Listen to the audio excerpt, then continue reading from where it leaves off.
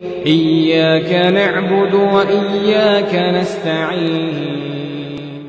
یہ ایک بھائی نے سوال پوچھا کہ رشوت لینے والا اور دینے والا دونوں جہنمی ہے۔ آگے انہوں نے ایک بات اور لکھی ہے۔ دراصل میرا خیال ہے اس بھائی کو اس بات کا پتہ نہیں ہے کہ رشوت کہتے کس کو ہیں، اور عام ہمارے معاشرے میں لوگوں کو رشوت کی ڈیفینیشن اور تعریف کا نہیں پتہ۔ رشوت کس کو کہا جاتا ہے، اور جو اللہ کے نبی علیہ السلام نے فرمایا کہ الراشی والمرتشی کلاہما فی النار، رشوت دینے والا اور رشوت لینے والا دونوں جہنم کی آگ میں ہوں گے۔ اس رشوت سے مراد کیا ہے؟ دو چیزیں ہیں۔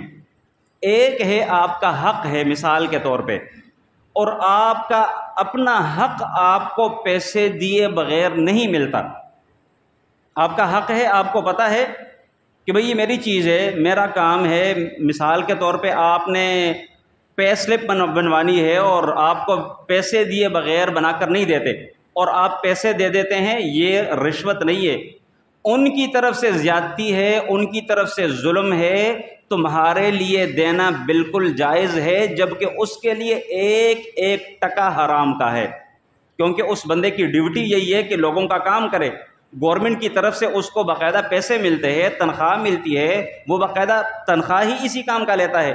کوئی بھی کسی بھی جگہ اگر آپ کا اپنا حق ہے اور آپ کو پیسے دیے بغیر آپ کا حق نہیں ملتا، آپ بے شک لگا لیں، یہ رشوت نہیں ہے۔ رشوت تب ہے حق کسی کا ہے اور آپ اپنے نام کروانا چاہتے ہیں پیسے دے کر، اس کو کہتے ہیں رشوت۔ پلاٹ ہے مثال کے طور پہ، زمین ہے، کوئی بھی مثال کے طور پہ آپ نے انٹرویو دیا ہے اور آپ اس انٹرویو میں فیل ہوئے ہیں، آپ اس ذمہ داری کے اہل نہیں ہے، لیکن آپ پیسے دے کے وہ اہلیت اپنے نام کرواتے ہیں، وہ نوکری اپنے نام کرواتے ہیں، اس کو کہتے ہیں رشوت۔ یعنی حق کسی کا ہے، آپ کسی کا حق پیسے دے کے اپنے نام کرواتے ہیں، یا پیسوں کی جگہ کوئی اور چیز کھانا کھلا کر، سوٹ دے کر، کوئی بھی مالیت کی چیز آپ اس کو دے دیتے ہیں، اس کو دراصل بھی کہا جاتا ہے رشوت۔